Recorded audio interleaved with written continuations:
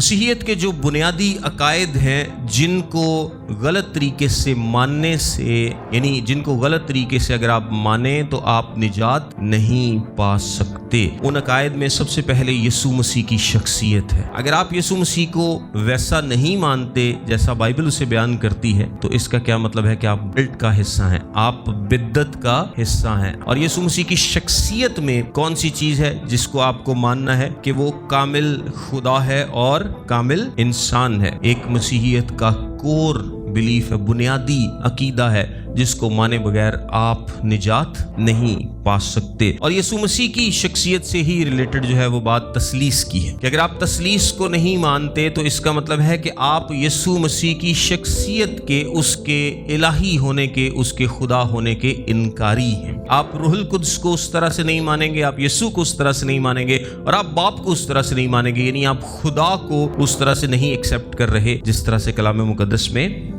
बयान किया गया है। फिर यीशु मसीह की सलीबी मौत, ये हमारा एक कोर बिलीफ है, एक बुनियादी अकीदा है। यीशु मसीह का काम, ना सिर्फ यीशु मसीह की शख्सियत कि वो कौन था, बल्कि वो क्या करने आया था और उसने क्या किया। उसने सलीब पर हमारी खातिर अपनी जान दी और हमारे गुनाहों की मुआफी हमें मिली। अगर इससे आपको हटा दिया जाता है कि नहीं यीशु तो मरिया ही नहीं सी, ना वो तो कोई होर मार गया सी, या यीशु ने हमारे गुनाहों की खातिर सलीब पर जान नहीं दी, कुछ भी इस तरह का, तो इसका क्या मतलब है कि वो बिदअत है, वो आपको आपके बुनियादी अकायद से हटा रहे हैं। ये यीशु खुदा नहीं है, वो तो मखलूक है जिस तरह से यहोवा विटनेस कहते हैं, मॉर्मन्स कहते हैं, या यीशु का एक शुरू और आखिर है जिस तरह से ओनली जीसस वाले कहते हैं। ये बेसिकली बिदअत में शुमार होता है। इसके बाद जो दूसरी अहम बात है यीशु मसीह की शख्सियत के बाद, वो है ईमान से निजात। बेसिकली कलाम मुकद्दस हमें क्या बताता है कि हमें निजात ईमान से मिलेगी, और कलाम मुकद्दस में ये लिखा भी है कि हम ईमान के वसीले से